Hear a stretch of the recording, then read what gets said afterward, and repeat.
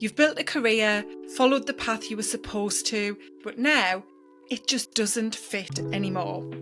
You feel stuck, disconnected, maybe even a little lost, like you've outgrown the version of yourself who chose this work in the first place. And in midlife, with hormones shifting and energy dipping, that misalignment isn't just frustrating, it's affecting your health, your mood, and your sense of self. This is Women's Health Unwrapped. I'm Nicola Fondell, and each week we strip back the noise around health and habits so you can finally feel clear, capable and confident even in your body again. And today I'm joined by career coach Caroline Nield to explore how your work might be costing you more than you realise, and how reconnecting with your strengths, creativity and joy could be the first step toward a career and life that actually fits. Hi Caroline, welcome to the podcast. Hi Nicola, thanks for having me. You're very welcome.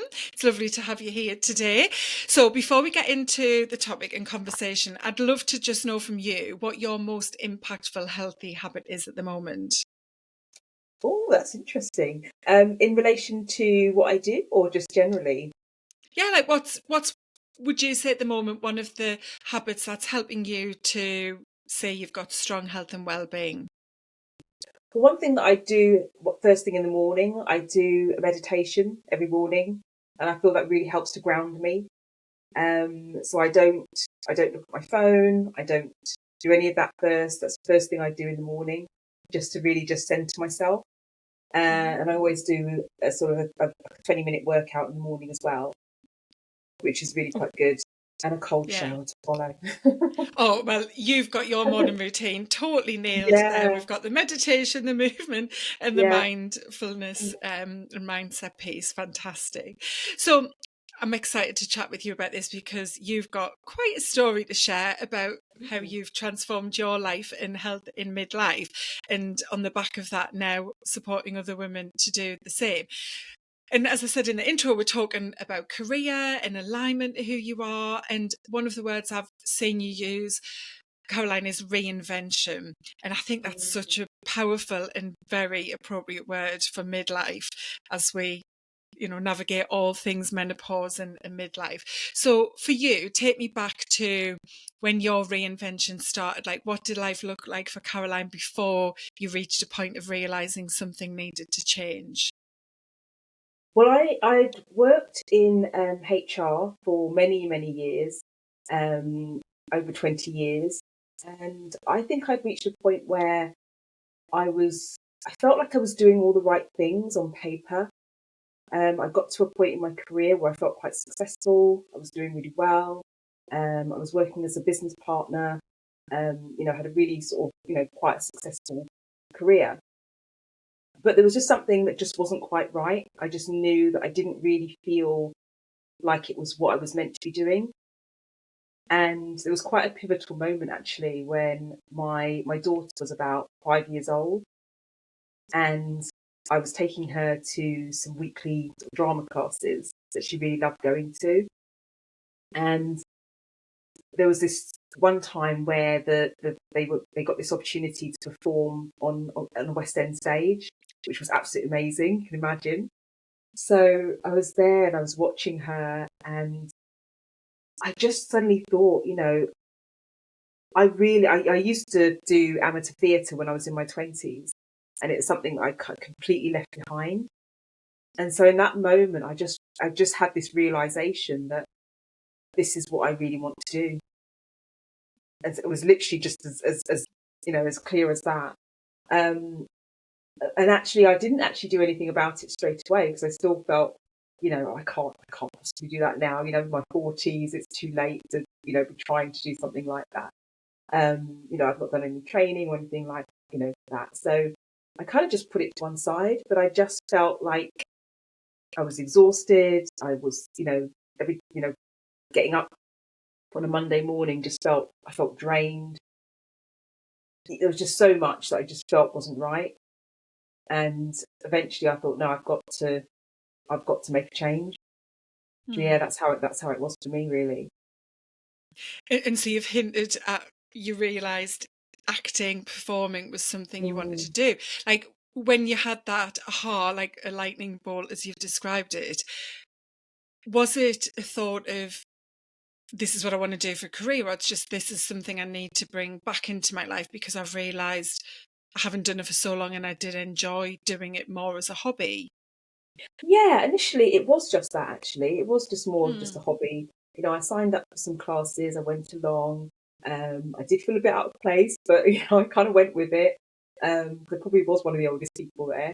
Um, and it was very much at first, at least for the first year or so, something that I was just doing because it was something that just gave me joy.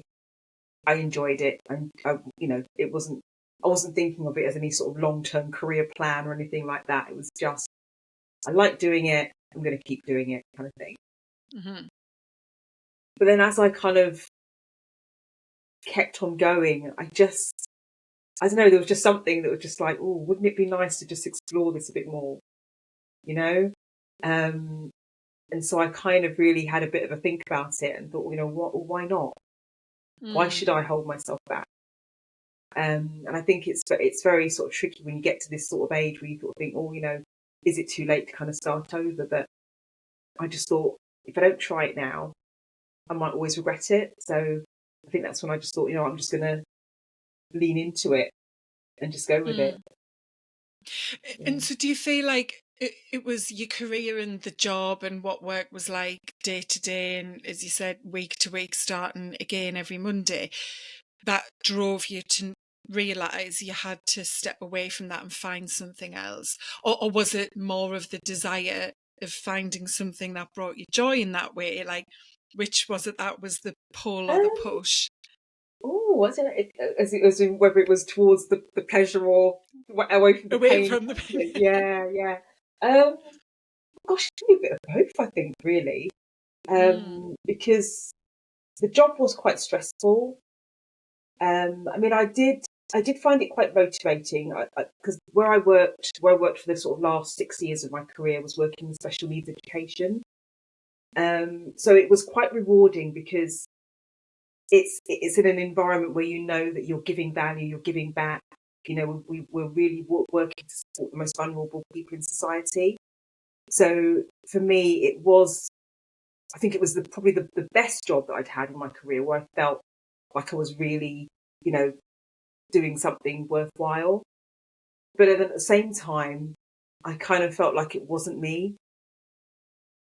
Um, so yeah, it was a tricky one, but it was kind of like a bit of both. It was like, yeah, mm, I because it wasn't as if I was in this job where it was like, oh my god, it's awful, but it was quite stressful. Yeah, and I did feel like if I'm putting all this effort in and I'm not really getting anything, I'm not getting sort of maybe enough out of it for me. yeah. So it sounds like there was that desire for more. You talked Mm, about joy and what acting brought to you as you yeah. began to do that for a hobby over the year or so before you decided, actually, could this be a career?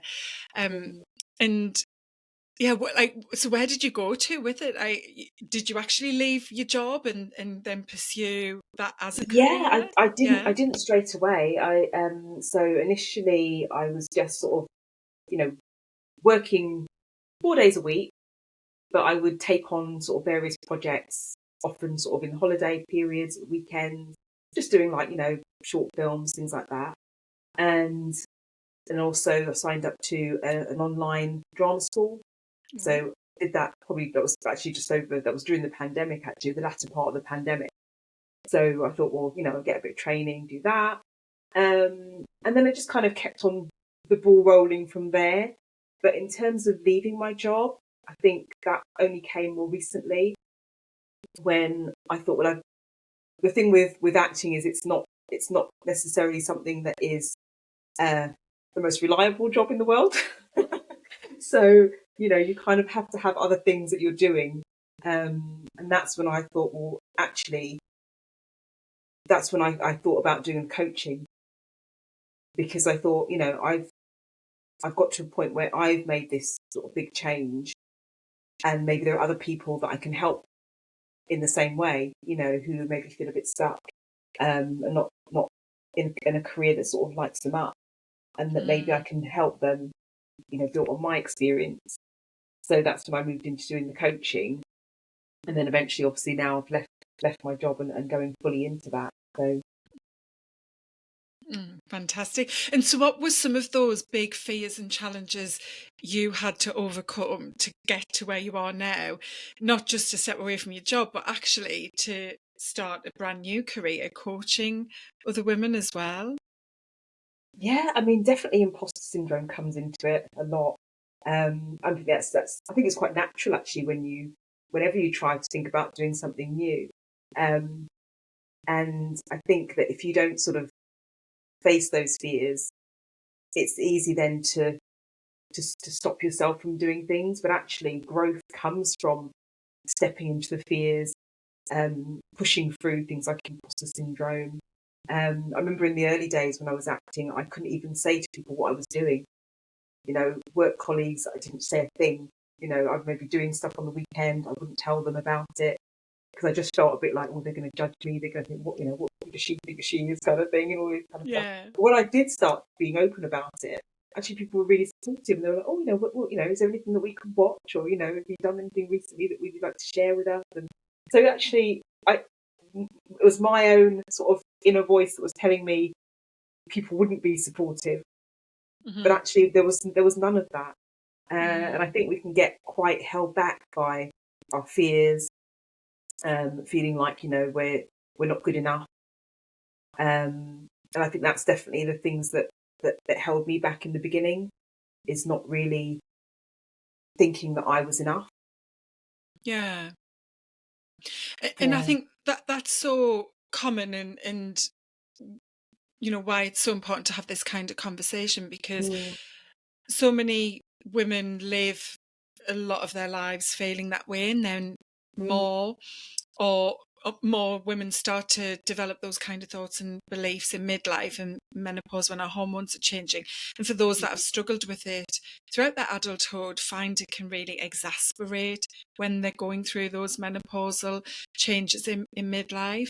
And what I wanted to kind of ask you about was the role career plays in your overall health and well-being, and how fulfilled mm, and happy and joyful you feel in your life. Because mm.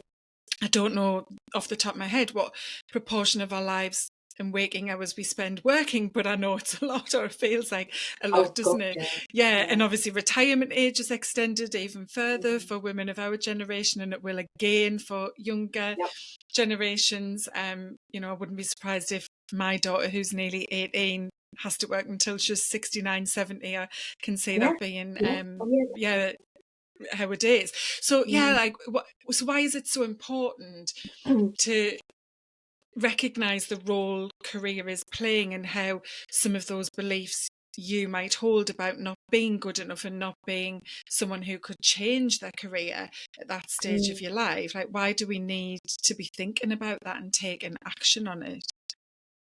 Well, like you sort of quite rightly touched upon, work is a big part of our life. Whatever you're doing, whether you're working, whether you're employed, whether you're self-employed, it's a big part of what you are. It's a big part of your identity, isn't it? It's Mm, something that you spend a lot of time and focus on. So when that is something that you're doing that perhaps drains you, then you can feel that on a physical and a mental level. So I think that having something, if you're going to devote a lot of your time to work, it should be something that makes you feel motivated. It should make you feel fulfilled.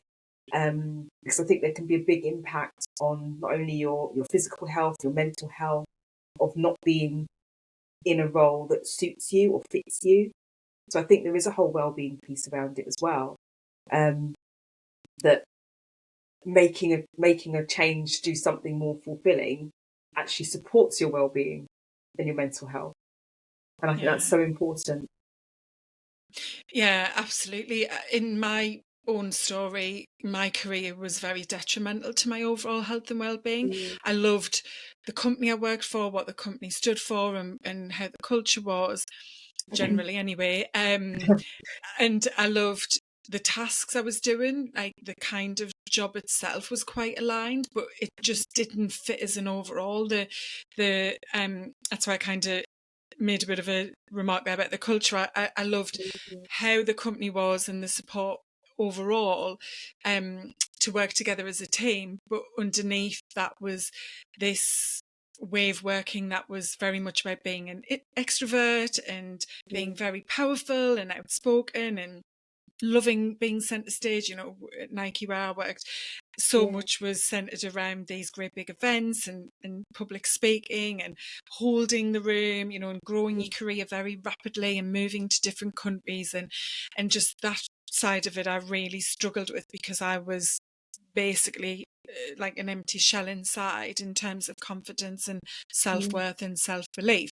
And so I absolutely felt what you've described there, where Yeah. I liked elements of the job, but the bigger picture and sense, it wasn't working for me, because it was Mm. eating away at me. The worry, the Yeah. overwhelm, the burnout that I hit a couple of times was just really playing havoc with my overall health and well-being.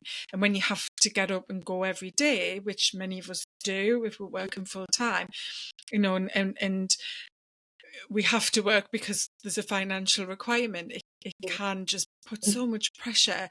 And when we know so many women are experiencing stress and burnout, we're still seeing those numbers rise in the UK. It's a huge piece of the overall wellness puzzle, isn't it? But Yeah. so you've touched on kind of some of the ways you might feel. What would be Mm. some of the indicators that might mean someone should build that awareness that it's time to change? How would you know that, oh, this isn't just a bit of disruption because of menopause, it's actually that I'm living out of alignment essentially between Yeah. my career and who I am? Yeah. I think it's when you start to feel like you kind of feel unmotivated.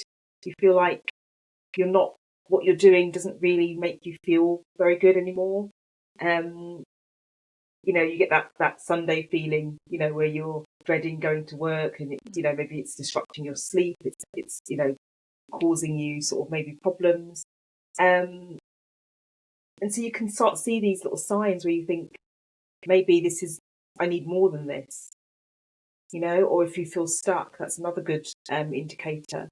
Mm-hmm. Um, and because I always say that, when you feel that kind of feeling of being stuck, or feeling like you're doing things that you don't really want to be doing, then that is a sign that you should be looking for something else. It's kind of a catalyst for change, really. Yeah. Um, but it's trying to recognise those signs, really thinking, leaning into your intuition, your gut feeling.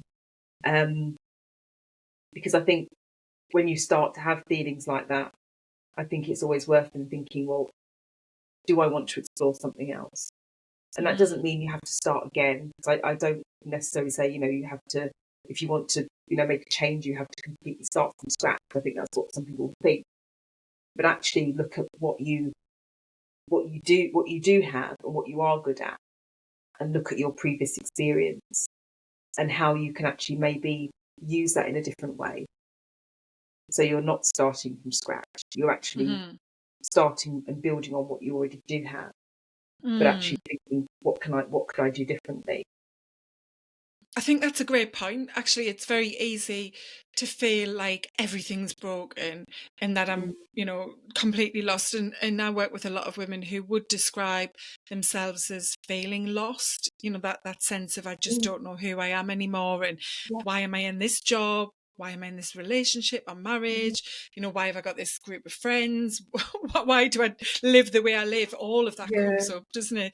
But Yeah. as you say, yeah, it's not necessarily that you are starting again. I think our belief system can push us towards thinking and believing it's that Mm. way. But that was one of the things I did when I knew my career at Nike was coming to an end, Mm. was look at what did I actually enjoy about the company, the type of Mhm. place I worked and the Yeah. team. What did I like about the actual job, and what was I actually good at? Like, what were those skills that I used, that Yeah. I aligned with? And that was a big piece of reflection that I did. That was just so grounding, because I realized to exactly what you've just said there, Mm. that, you know, yes, I didn't fit in that job, in that company, in that way of working, but I did enjoy the people leading, and I loved mentoring as well. I did a lot of that as as just a mentor to people who I didn't directly manage. I loved making change and positive change and seeing the impact of that, and I loved being really organized and getting stuff done, you know. So it was bringing all of those together and going, well, what could this mean for the future? So although on the outside to a lot of people it appears that I completely pivoted my career, which I guess, you know, employment in corporate to entrepreneur is, but Yes. there's Yeah. lots of layers to that, which are, and I don't think I've really thought about it quite in that way until now, actually, that, yeah, I took everything I enjoyed and liked and knew I was good at and enjoyed doing, because we can be good at things but not really like it. Yes, of course. Yeah, Yeah, yeah, and then build from there, and it is scary. But one of the things you talk about, which I love, yeah. Caroline, is the courage element, Yeah. is having that courage to make that change, whatever it Mhm, looks like mhm, for mhm. you. So it's like, how, you know, how did you find that courage? And you know, you talked a bit about like going into the acting, like what drove that, and how do you help other women to find that courage? Because I do think a lot of us lack that. Yeah, and I think this is where it comes to your mindset, really, Mm, because once you've realised that a change is something that you're looking for, that can be the first thing that then starts coming. You're in a critic, you're in a voice, and that's certainly how it was for me. So I think the mindset is everything, and that's the first thing that I then started to work on is my thoughts and how that was coming up for me. And I did a lot of work in personal development. I did various, courses with people on, really getting that mindset right and really looking at my own identity and what that meant to me, what my values are, what my beliefs are, and where those beliefs come from. Because a lot of time we have beliefs that we just never question, and I think that's the key thing, is starting to shift that and really think about when you're telling yourself that you can't do something, or um, you don't want to try something new because you're scared. But then you should reframe that so that you're moving towards, well, I'm learning, I'm growing, I'm not doing, like I said, I think I come back to what I said in the beginning about pushing through fear, pushing yourself out of your comfort zone. That's something that I've got quite used to doing. And it's definitely an ongoing process. But if you'd spoken to me even like a couple of years ago, I feel like I'm a totally different person. mm, And I think that's something that I try to help people with, is to really kind of be more positive, have more of a growth mindset, and really try and sort of reframe and eliminate that kind of inner voice. And it is hard work, and it is, like I say, it's an ongoing thing. But that's definitely what I work on and what I sort of advise people on, definitely. mm. I'm totally aligned on that. Mindset sits in the center of my 5 pillars of wellness in my framework, because without mindset, you could have a great diet, you could be going to the gym, working out, you know, sleeping quite well, but not feel and describe yourself as healthy. Because if you've got this negative scarcity mindset, that is, you know, that inner voice going at you all of the time and putting you Yeah, down and holding you back, then overall your well-being isn't strong, and your health won't be yeah, strong either, physically and mentally. yeah, yeah, So yeah, so one of the things I want to move towards now is the yeah, creativity aspect, because I think this is really important. yeah. And I'm going to just share why I think it's important, and then hear Okay, from you, because yeah, this is, I never thought about this before I started working with clients. Um, but this comes up so often with people I work with who realise, I guess, back to that feeling of maybe that you've lost yourself and not really knowing who you are, or just feeling like this life isn't the way you want and need it to be. A lot of midlife women realise that there were things they loved to do when they were younger that they've just lost, exactly like you described. yes, yes, And when we talk about, I want to focus on creativity, because in my experience, this is usually always creativity related. Even, you know, gardening's creativity. That's come up with clients before. Loving doing like gardening and planting, growing things. It could be Yeah. arts, like, you know, as in painting, drawing, performing, Mm. all kinds of things. But dancing, everything. But this is something that I think, for some reason, so many midlife women need back in their lives and realize they want back. Now, you really went to the extreme of thinking maybe this is a career, this is what I can Yeah. actually Yeah. Yeah. start to Yeah. now build as a day job and make money from. But like, Mm. what role do you think creativity plays in this whole reinvention when it comes to your career in midlife? I think that creativity can almost be like a form of self care. It's really looking after yourself, isn't it? Because if it's something Mm, that brings you joy, makes you happy, you know, like say it could be something that you used to love and you don't do it anymore. And then you think, well, why not? Just because you're older and you've grown up, it doesn't mean you shouldn't enjoy things. Sort of things. I think creativity does help you to really.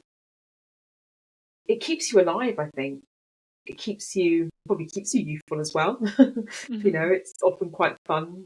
Things to do, and I think it's just something that really does help in terms of your overall health, your overall mindset. It's such a positive thing, I think. I've got a very good friend of mine actually who is she teaches acrylic art, and she is a prime example of somebody who has really leaned into creativity and self care. Um, she rediscovered her creativity when she was going through a particularly bad time in her life, and now teaches other people, to paint.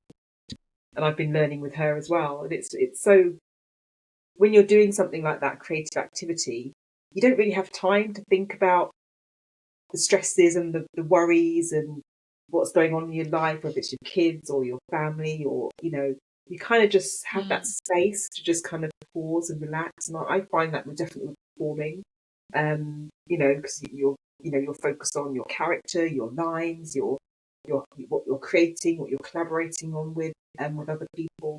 So you're not thinking about you know what's going to happen next week, or what's you kind of lose yourself a bit in it, don't you? And I suppose it's the same with other things like you mentioned, like gardening mhm, or whatever it is. You kind of get that kind of chill, kind of you're just focusing on that, so you haven't got time to worry about anything else. So I think it is a very I think it is something that people do need to have in their lives, mm, particularly as we get to sort of these sort of ages. I think and going through things like menopause and stuff like that, which can be, you know, people have varying experiences, but for some people it can be very tough. And I think having things like that where you have outlets where you can just kind of, you know, give back to yourself, I think it's really key. Yeah. mm. Yeah, absolutely. It's mindful, isn't it? In it sounds like how Yeah. you spoke about when you act, you're only in that moment. You aren't worrying about what's just happened and ruminating over the past. Yeah. You're not catastrophizing about what's going to happen tomorrow, how you're going to get the, kids up for school or get out to work or whatever it might be.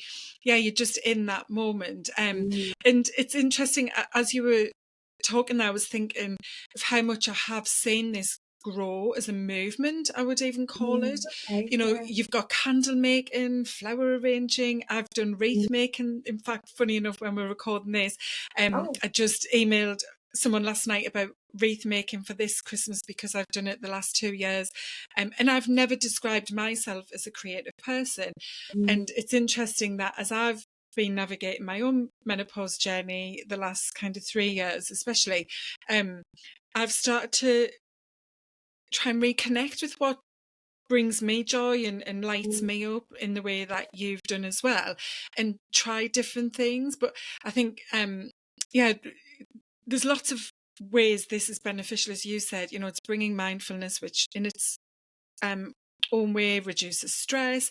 It can mm, connect you with other people. It brings you joy. Like, mm, all of those things do have an impact on our overall mental, physical health, our emotional health as well. And I think when we're living a life that is generally very busy and noisy, and for many people where tech plays a big part, especially social media, this Yeah. creative aspect can be such an incredibly positive outlet, like you said. And how could you marry that then with a career change? And as you said, it doesn't have to be a total pivot in career change, but maybe like a different job in the same place you work for, but just really switching up what you're doing in your job to something new. Like, do you feel like getting clear on what does light you up and perhaps looking at this creative aspect in that broad creative term, like, is that important to shifting your career and bringing more Oh yeah, alignment there? yeah, definitely, Mm-hmm. yeah. In fact, there's an exercise you can do in terms of thinking about. I think you probably kind of mentioned it yourself earlier, anyway, where you kind of look at um, the things that you are good at and the things that make you happy, and seeing where the overlaps are. So you're sort of looking at how you can sort of bring that piece all together. Mm-hmm. So I think that's quite key in terms of thinking about, if you are going to make a career move, what is the right move to make, and really thinking about, okay, I'm in a job that I don't want to be in, but are there some elements that I do like about it? Are there things that I'm good at that I haven't done for a long time that I need to explore? And it's looking at that, and you can go as far back as you want with that. With the creativity stuff, sometimes it does stem from our childhood, when we were probably more free, and we didn't have any responsibilities, and we could play and do stuff like that. Yeah. Or it can be from just previous jobs. It doesn't have to be what you're doing now. You may have done a job 10 years ago and you thought, well, actually, when I was doing that, I really loved that, and how can I bring that back into my life? Mm-hmm. So it's looking at all these different things and trying to piece it all together. Sort of what I think a good way of doing that is, maybe doing a little journal or something where you sort of write these things down. Maybe just, as you're going through your day, what are the things that I've enjoyed today? And then working from there. Mm-hmm. Oh, yeah, fantastic. So before we wrap up, Caroline, I'd love to know from you, like, what's next? Like, tell us about the acting. Is it going to pay the bills? Is that the ambition? Like, where have you got to with it all? I mean, I'm making progress. Let's put it that way. I've Mm-hmm. done. I pick up bits and pieces of work on the way, and now I have a bit more time. Although I am sort of obviously building the coaching business as well, so that takes a lot of my time now. So I'm kind of not actively pursuing it, I guess, at the moment, because I want to build business. Um, but small things come along, and I do Mm-hmm. sort of do that. I did a couple of short films recently where people just contacted me, or I'd worked with them before, or there was an old tutor that I had who recommended me for a role. So I sort of, and they were quite nice projects, so it was nice to Mm-hmm. do. And they were sort of just one day, so it wasn't as if it was too much time. But yeah, I definitely think my focus is definitely trying to build my coaching, but at the same time, I do want to keep in there with the performing as well. But you can't always do it all, can you? So you have to kind of Yeah. work out what season you're in, and what's the best thing to move yourself forward, really. So. Mm. And do you feel like there's a marriage there between the coaching and the acting? I guess we're advising other women to get Mm, clear about what they want and build a career mm. around that. Do you feel like this new business and career is bringing those elements that weren't there when you were in the HR roles? Oh yeah, definitely, because it one thing I did really like about my job was I loved working with my team. There was some lovely people that I worked with, um, and I think still trying to have that connection to where you've got clients that you're coaching, you're helping them to grow and to maybe get some light bulb moments and make progress, and so that kind of is quite motivating as well, I think. So it's quite nice to have that connection. And I'm Mm-hmm. also a member of different communities as well, that really help with that. So there's other people that are business owners that I talk to regularly and are in the same sort of networks with. I think that's really good as well, because when you're working for yourself, it can be quite an isolating experience. So it's good to still have connections as well. So I think that's one thing that I've tried to keep around me, Mm-hmm. is to have Yeah. that, have connections with people still.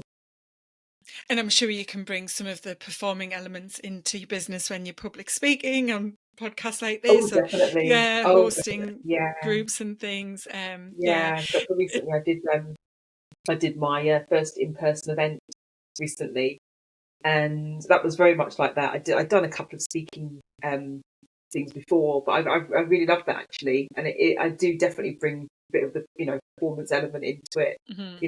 Telling my story and just sort of being comfortable, communicating to a group of people.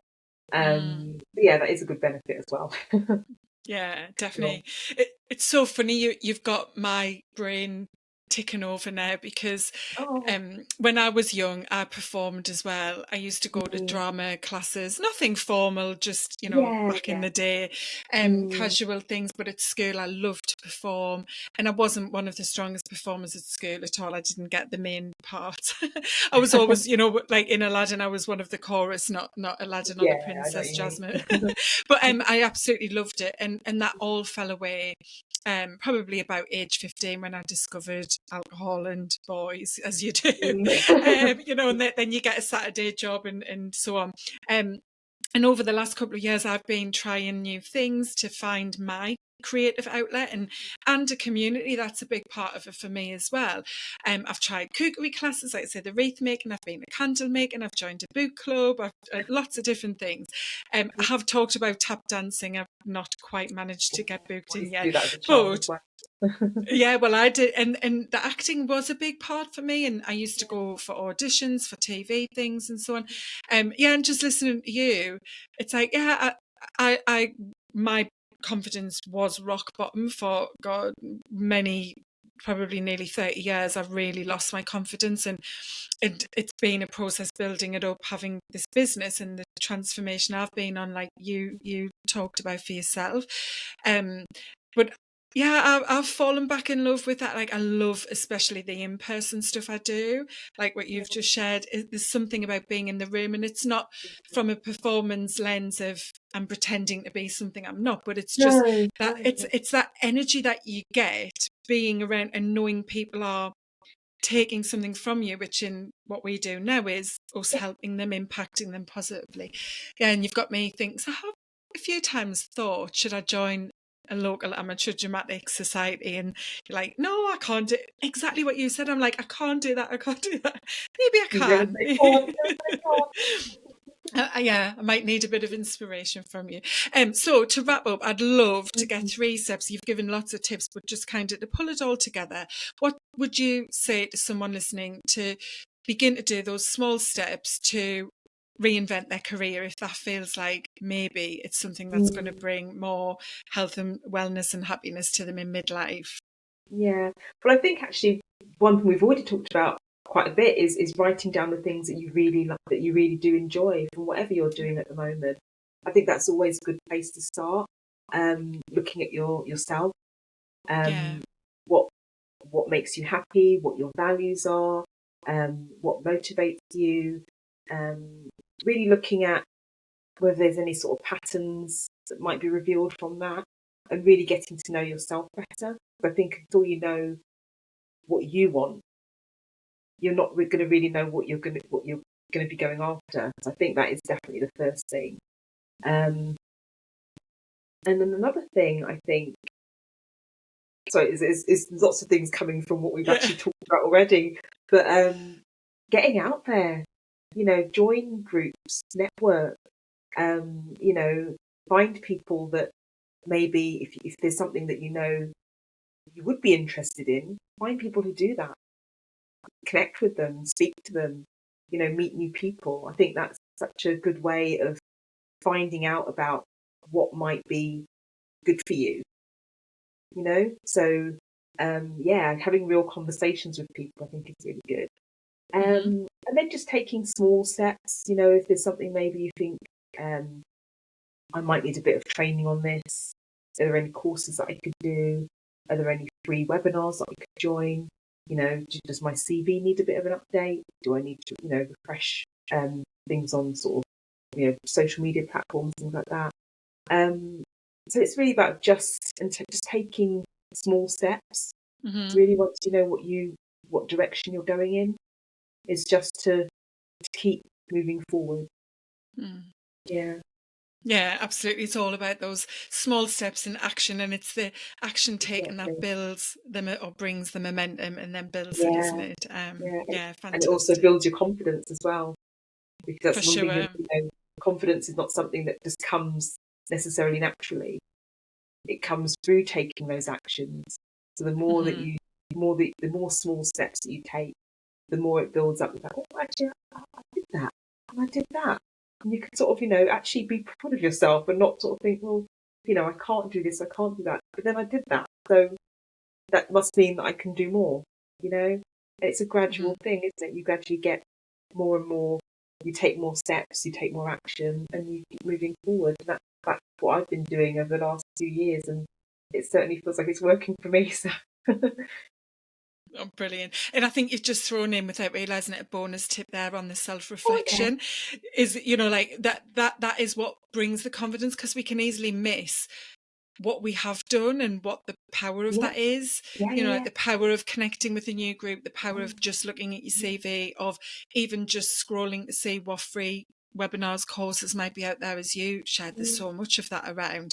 mm, Yeah, and that reflecting, because as you said, giving yourself a pat on the back, being like, yeah, I did that, I looked at that, that is what brings the confidence. mm, So yeah, an mm. extra bonus tip there. Yeah, um because it's so easy to forget, isn't it?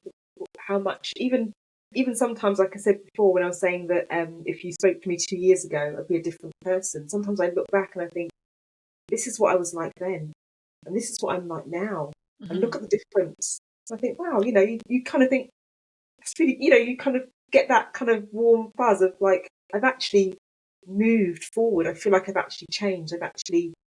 I'm growing, you know? So I think it is good to look back and think, where was I last year? What was I doing? To really reflect on that as you kind of are moving forward. I think it's always good to look back and reflect on things. Yeah. Oh, for sure. And I think this year there's been a lot of variations of that on social media. There's a great quote. I've seen lots of different people share it. I'm sure Mel Mm, Robbins has shared it often. It's something like, you may feel like life isn't how you want it to be, or you mm, don't feel the way you would like to feel. But if you were to go back and ask that 18-year-old you what she thought of you, should be bloody proud. Look at how far oh, you've God, come. yeah. And so, Yeah. yeah, like you say, it's easy for us to Mm, forget and be harsh and judge ourselves. yeah. And certainly in my coaching program, that self-reflection and recognizing what is shifting is a huge part, because it's like Mm, someone who, let's say somebody has a goal of getting abs at the gym, they'll mm, start going to the gym to get abs. That's their yeah. goal. Yeah. And 3 weeks later, they don't have abs, because, of course, it's a long process.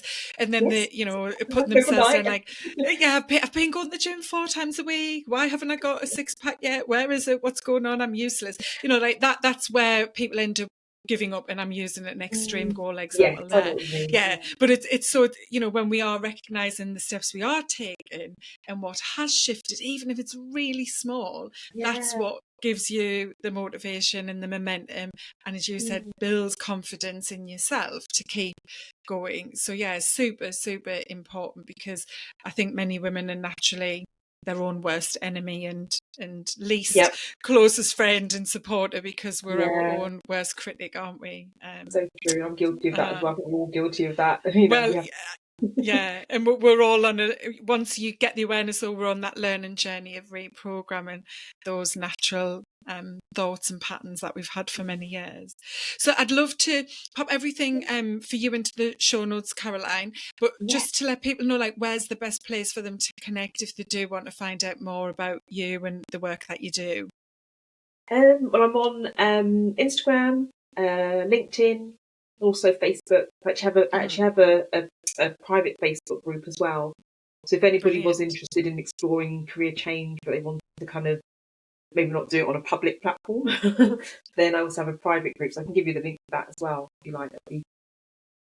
Fantastic. Yeah, that's a great place for people to start and just, yeah, as you said, take those first steps towards perhaps reinventing their career and themselves as they navigate midlife. Well, it's been fantastic chatting, and I wish you lots of luck with the business and the acting side of things as well. I hope you get lots of pleasure from it and lots of performances to come. Yeah, no, thank you so much, Nicola. I've really loved this. It's been lovely talking to you. So thank you so much. You're welcome. I've enjoyed it as well. Lots for me to think about. Thanks. If something in this episode resonated, if you felt disconnected from your work or like you've lost a part of yourself along the way, you're not alone. Midlife isn't just about managing symptoms.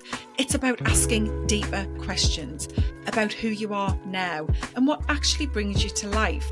Because the longer you stay out of alignment, the harder it is to feel like yourself, physically, mentally, emotionally. That's why I created the Midlife Reset Quiz, to help you figure out what's really draining your energy and what small shifts could help you feel more fulfilled, clear and in control. Head to the quiz using the link in the notes wherever you're watching or listening to this episode. It takes just a few minutes and might be the first step toward the reinvention you've been craving. Thanks so much for listening, and I'll see you in the next episode.